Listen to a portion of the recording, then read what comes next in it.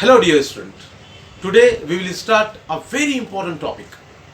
Actually, this topic belongs as a content of your first chapter of 11th standard NCERT. But we will find that the complete syllabus of 11th and 12th standard, including NCERT and state board, will be summarized in this topic. And the topic is, what is physics?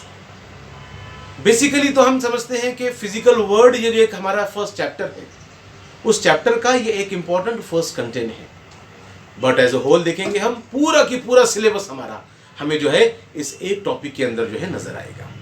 पूरा syllabus 11th NCERT, 12th NCERT, बल्कि मैं ये कह सकता हूं आपके सामने कि कंप्लीट सिलेबस इस एक टॉपिक के अंदर जो है इंक्लूडेड रहेगा. So what is physics? आप सभी ये क्वेश्चन सुनते ही समझ गए होंगे और आपके जहन में ये बात आ गई होगी कि it is a branch of science. Very good, it's alright, it is a branch of science. तो सबसे पहले देख लेते हैं हम कि साइंस क्या है. एक छोटा सा इंट्रोडक्शन 1 मिनट के लिए. साइंस ये एक लैटिन वर्ड, लैटिन एक लैंग्वेज है, एक लैटिन वर्ड सेंटिया से हमको मिला है. और सबसे खास बात यह है कि सेंटिया इस वर्ड का मीनिंग है नॉलेज. साइंस यानी नॉलेज गैदर करना, नॉलेज. और साइंस के 3 ब्रांचेस हैं हमारे पास, जिसमें हम देखते हैं फिजिक्स, केमिस्ट्री एंड बायोलॉजी. उसमें फिजिक्स ये जो टर्म है, फिजिक्स ये जो ब्रांच है, ये एक ग्रीक वर्ड, ग्रीक एक लैंग्वेज है और बहुत ओल्ड लैंग्वेज है. 3500 ईयर्स पहले के उसकी स्क्रिप्ट मिलते हैं उनको. बहुत ओल्ड लैंग्वेज है ग्रीक. तो ग्रीक लैंग्वेज में एक वर्ड है फ्यूजिस, PHUSIS, फ्यूजिस. फ्यूजिस और एक और वर्ड कॉमनली आता है उसमें, फिजिक.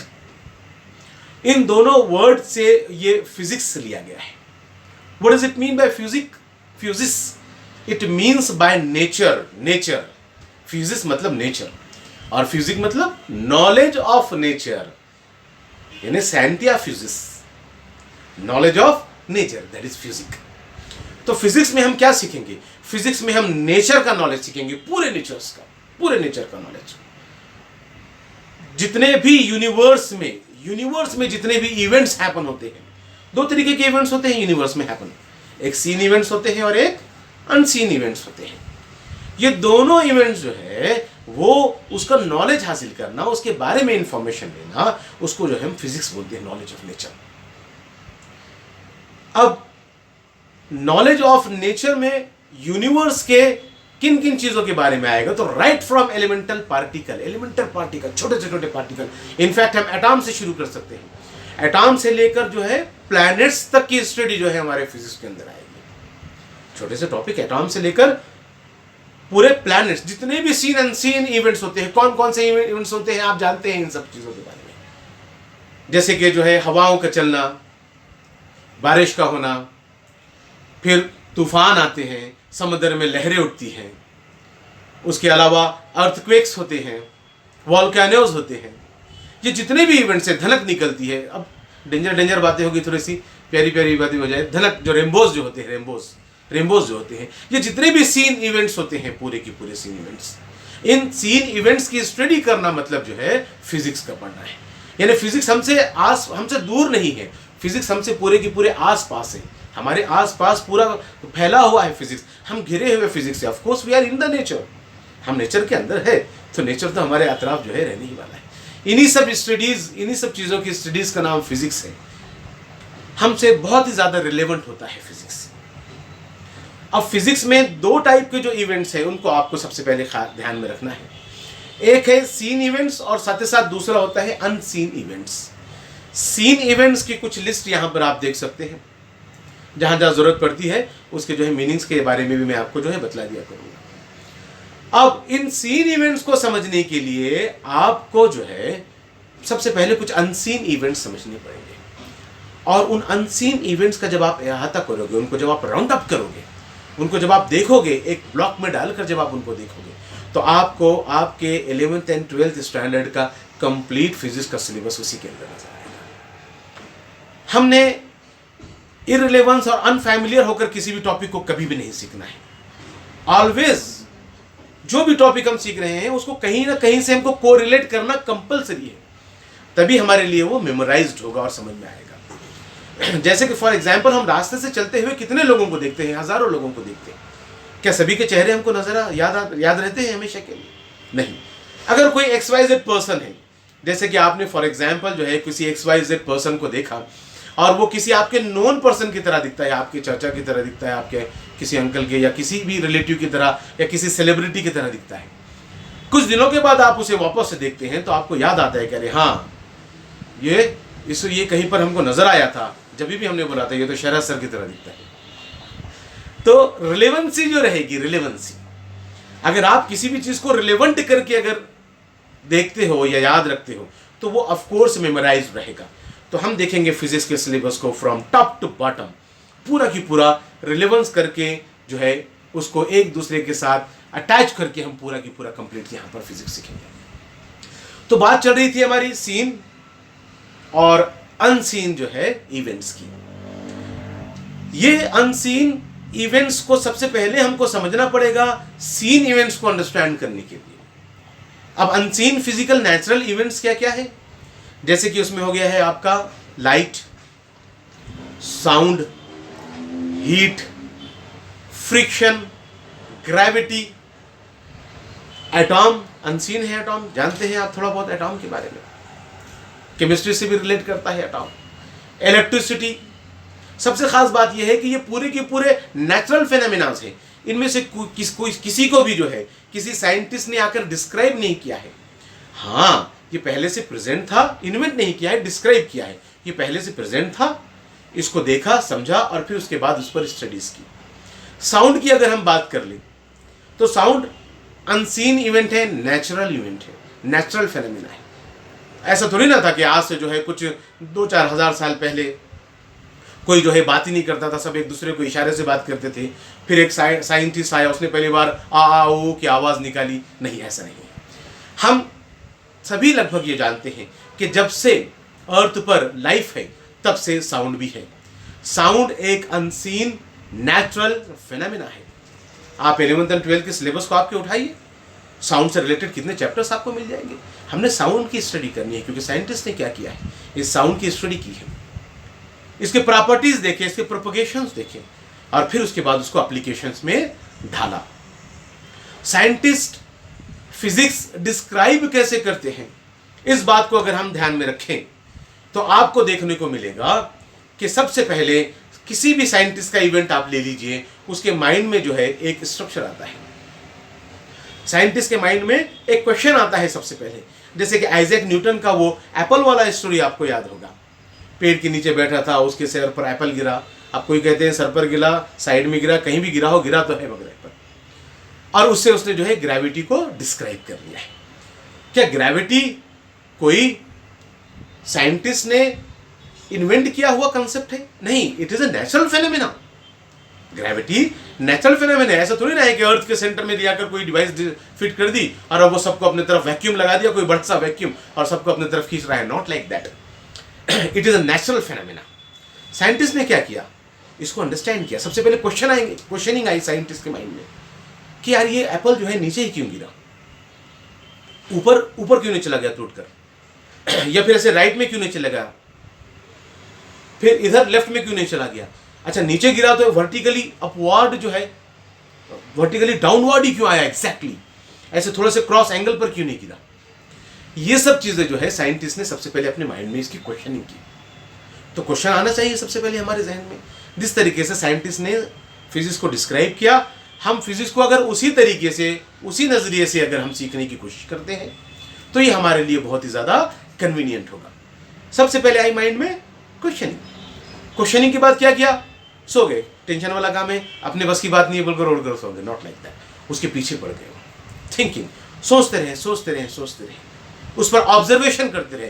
क्वेश्चनिंग के बाद क्या किया, उसको उन्होंने ऑब्जर्व किया, उस पर कंटिन्यूअसली ऑब्जर्वेशन करते रहे, कंटिन्यूअसली ऑब्जर्वेशन, और ऑब्जर्व करते करते धीरे धीरे अंडरस्टैंडिंग होने लगी।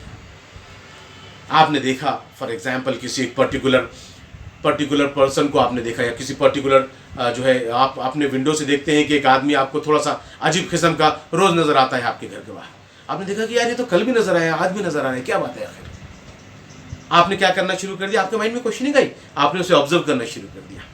आपने देखा कि क्या है, इसका मामला क्या है, अरे कल भी ये जो 5 बजे यहीं पर था, अभी भी जो है आज भी नजर आ रहा है, 2 दिन पहले भी नजर आया था। आपने उस पर ऑब्जर्वेशन शुरू कर दिया। धीरे धीरे आपने देखा कि फटे पुराने कपड़े पहना है और लोगों के घरों पर जा रहा है, डोर पर, और वहां से खाना लेकर खा रहा है। आपने अंडरस्टैंड किया उसे, पहले क्वेश्चनिंग आई, फिर ऑब्जर्व किया, फिर आपने अंडरस्टैंड किया कि ये तो कोई भिखारी है, ये तो कोई जो है गरीब आदमी है जो खाना लेकर खा रहा है। फिर आपने कुछ दिनों के बाद देखा कि उसके साथ जो है पुलिस नजर आ रही है। आपने अंदाजा लगा लिया, आपको अंडरस्टैंडिंग हो गई कि ये क्या है, कोई एक चोर नजर आता है। फिर आपने देखा है कि एक इंस्पेक्टर आया और उसने उसको स्लोट जो है ये किया। अब क्या लगा आपको, अब आपको लगा कि वो कोई जो है अंडरकवर ऑफिसर है। क्वेश्चनिंग, अंडरस्टैंडिंग, ऑब्जर्वेशन, ऑब्जर्वेशन के बाद अंडरस्टैंडिंग, अंडरस्टैंडिंग के बाद आपने कुछ कैलकुलेशंस किए अपने ज़हन में, और उसके बाद कंक्लूजन, आप फाइनली किसी कंक्लूजन पर पहुंचे कि ये मैटर इस तरह से था। यही तमाम साइंटिस्ट का मेथड रहा है कंसेप्ट को डिस्क्राइब करने के लिए। आइजैक न्यूटन, सर पर Apple, gravity describe, Johannes Kepler, observation of the sky and motion of the planets described. जिस तरह से आइजैक न्यूटन ने एक इवेंट पर अपने माइंड में क्वेश्चनिंग की और उसके बाद जो है उसको डिस्क्राइब करने तक, उसको जो है कंक्लूड करने तक, कंक्लूजन तक पहुंचने तक जो स्टेप्स में गया है कि क्वेश्चनिंग, ऑब्जर्वेशन, उसके बाद अंडरस्टैंडिंग, उसके बाद कुछ रिक्वायर्ड मैथमेटिकली कैलकुलेशंस, और उसके बाद फिर बाद में उसका कंक्लूजन। यही हर साइंटिस्ट का मेथड रहा है। गैलीलियो गैलीली अगर आपको याद होंगे तो गैलीलियो गैलीली एक जो है चर्च के अंदर प्रेयर कर रहा था। उसने देखा कि एक जो है कोई झूमर लटका हुआ है और वो जो है ऐसे मूव हो रहा है।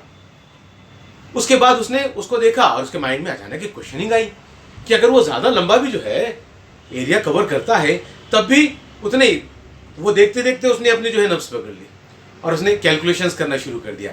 घड़ी तो थी नहीं कि सेकंड गिन लेता।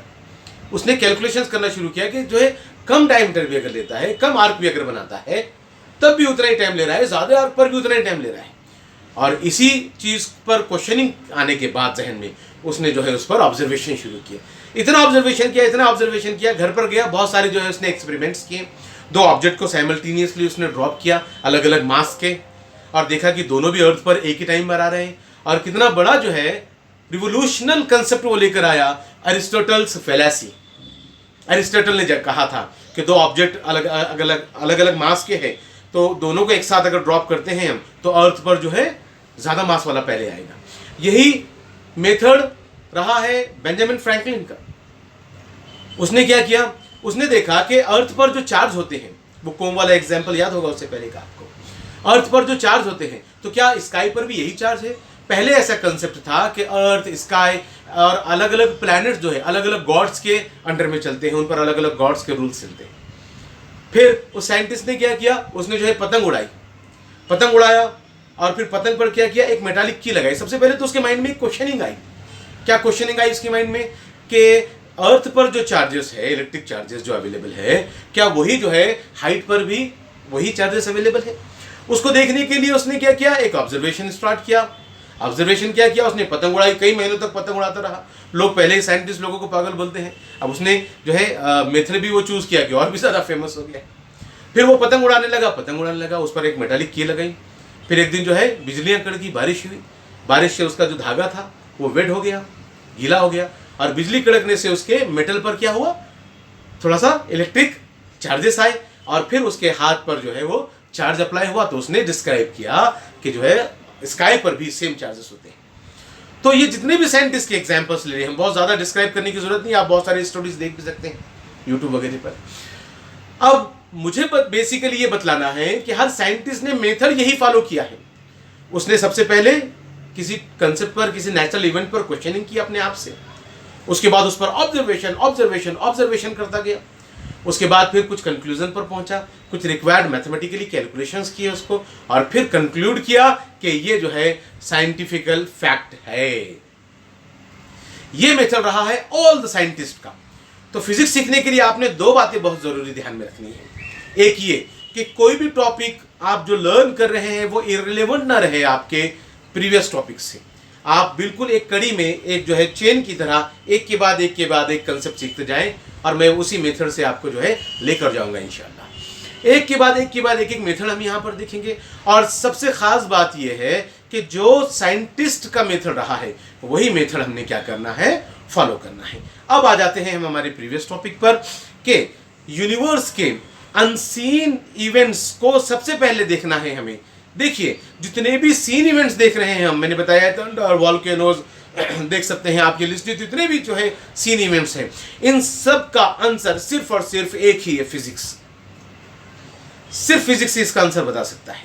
और इन कंसेप्ट्स को अंडरस्टैंड करने के लिए, इन सीन इवेंट्स को अंडरस्टैंड करने के लिए हमने सबसे पहले कुछ अनसीन इवेंट्स देखने हैं, जिसमें से कुछ 8-10 इवेंट्स मैं आपके सामने यहाँ पर लेकर आता हूँ। और इन 8-10 अनसीन इवेंट्स के अतराफ ही आप आपके पूरे के पूरे सिलेबस को देखिए, जिसमें सबसे पहले हम बात कर रहे थे साउंड की।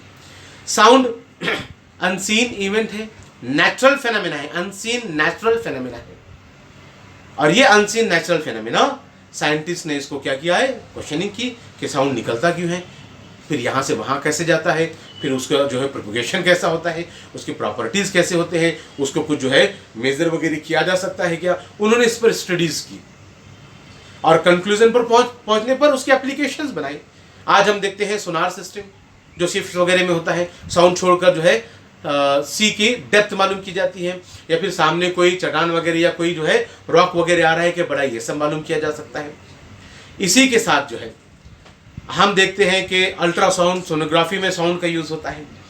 फिर साउंड के प्रोपगेशंस, पहले हम 8, 10, 15 लोगों के सामने बात कर सकते थे, आज हम जो है बड़े बड़े जो है लाउड स्पीकर्स लगाकर कहीं भी बात कर सकते हैं। उसके अलावा फिर वायर्ड ट्रांसमिशन किया है हमने साउंड का, उसके बाद वायरलेस ट्रांसमिशन चालू है साउंड का। फिर अब तो कई एप्लीकेशंस आप देखते हैं, कई बार हम क्या करते हैं उन एप्लीकेशंस में, कई एप्लीकेशंस में हम यहाँ पर ये देखते हैं कि हम स्पीक करते हैं और वो राइट हो जाता है, यानी उसको रिकॉग्नाइज भी किया जा रहा है।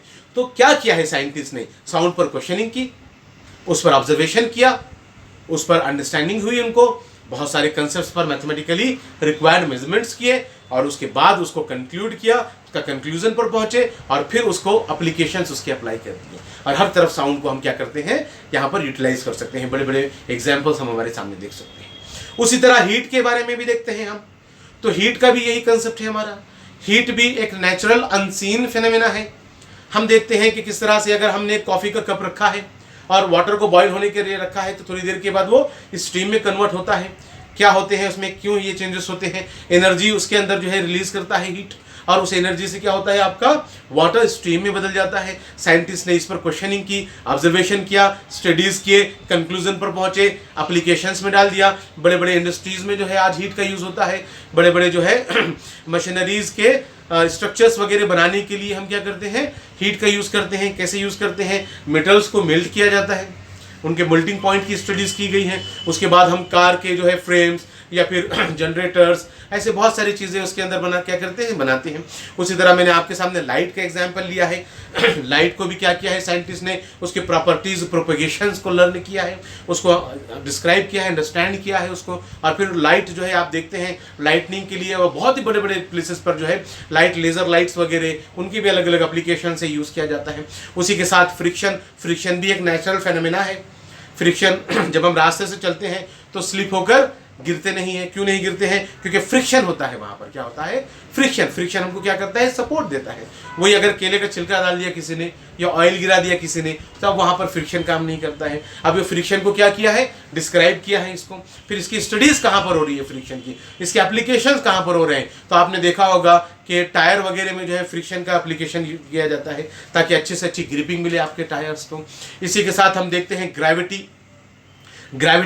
ग्रेविटेशनल फोर्स, ये एक नेचुरल अनसीन फिनोमेना है। उस नेचुरल अनसीन फिनोमेना में हम क्या देखते हैं, नेचुरल अनसीन फिनोमेना में हम देखते हैं कि अर्थ के सरफेस से जो है किसी को भी अर्थ जो है ऊपर जाने नहीं देता। एक पर्टिकुलर फोर्स उस पर एक्सेलरेशन लगाता है, एक पर्टिकुलर एक्सेलरेशन उसके पास इंप्लीमेंट होता है 9.8 मीटर पर सेकंड स्क्वायर, ठीक है, इसलिए वो खींच कर रखता है। तो ये ग्रेविटी क्या है, ये भी अनसीन नेचुरल फेनोमेना है। ग्रेविटी से क्या डिस्क्राइब किया है, आप जानते हैं ग्रेविटी से क्या नहीं डिस्क्राइब किया है। ग्रेविटी की मदद से ही तो हम अर्थ से ऊपर उठ पाए हैं। हम जो है स्पेस में जा पाए हैं, हम अलग अलग प्लैनेट्स तक टच होते पाए हैं। ये पूरे स्टडीज में किसका रोल है? ग्रेविटेशनल फोर्स का रोल है। ग्रेविटी ये भी एक अनसीन नेचुरल फिनोमेना है। इलेक्ट्रिसिटी, आपको क्या लगता है कि एक साइंटिस्ट आया और एक पर्टिकुलर टाइम में उसने इलेक्ट्रिसिटी को जो है डिस्क्राइब किया? हाँ, डिस्क्राइब जरूर किया है मगर इन्वेंट नहीं किया है। क्यों? क्योंकि इलेक्ट्रिसिटी एक नेचुरल फिनोमेना है। आज हम देखते हैं बगैर इलेक्ट्रिसिटी के हम रह ही नहीं सकते हैं। मैं आप तक पहुंच रहा हूं, माध्यम मीडियम इलेक्ट्रिसिटी है, वरना अगर इलेक्ट्रिसिटी ना होती तो इस तरह पहुंचा भी नहीं जा सकता था एक दूसरे के पास, है ना। हम मोबाइल के चार्जिंग से लेकर लाइट से, फैन से लेकर हर चीज़ के लिए इलेक्ट्रिसिटी यूज़ करते हैं। ये इलेक्ट्रिसिटी की डिटेल आएगी। आप देखेंगे 12th स्टैंडर्ड एनसीईआरटी में आपके 4-5 चैप्टर्स जो है इस इलेक्ट्रिसिटी को बिलोंग करते हैं। क्या लगता है आपको एकदम इररिलेवेंट सिलेबस है आपसे? बिल्कुल इररिलेवेंट सिलेबस नहीं है। और भी कई सारे फिनोमेनाज हम यहाँ पर देख सकते हैं। इनर्शिया आपने देखा होगा, कार बेल्ट या फिर कार में वो जो बलून एक्सीडेंट होने पर होता है, या फिर आप रास्ते से चल रहे हैं और आपकी बस अगर राइट साइड मुड़ी तो आप लेफ्ट साइड जो है क्या हो जाते हैं, तो आपका वेट चला जाता है, आपका पूरा बैलेंस चला जाता है। इनर्शिया, ये इनर्शिया क्या है? नेचुरल फिनोमेना है। क्या किया है साइंटिस्ट ने? इस पर क्वेश्चनिंग की है, ऑब्जर्वेशन किया है, इस पर अंडरस्टैंडिंग की है ना, और उसके बाद फिर किसी कंक्लूजन तक पहुंचे हैं। यही मेथड रहा है। ये जो आपके 8-10 अनसीन जो है नेचुरल फिनोमेनाज है, इनको अंडरस्टैंड करने का नाम ही पूरा कंप्लीट फिजिक्स सीखना है। कौन कौन से देख लिया है हमने? लाइट देखा, साउंड देखा, हीट देखा। अभी एकदम इंट्रोडक्शन ले रहा हूं मैं, वरना साउंड, लाइट, हीट एक एक टॉपिक के ऊपर हम जो है कई सालों तक बात कर सकते हैं। ईयर्स टुगेदर उसके ऊपर हम स्टडी कर सकते हैं, ईयर्स टुगेदर। अभी तो सिर्फ हम उसको क्या कर रहे हैं, सिर्फ एक व्यू देख रहे हैं उसका। Sound, light, heat, gravity, friction, inertia, electricity, है ना, ये सब क्या है? हमारे अनसीन नेचुरल फिनोमेनाज है। एटॉम आपको याद होगा, ATOM, एटॉम।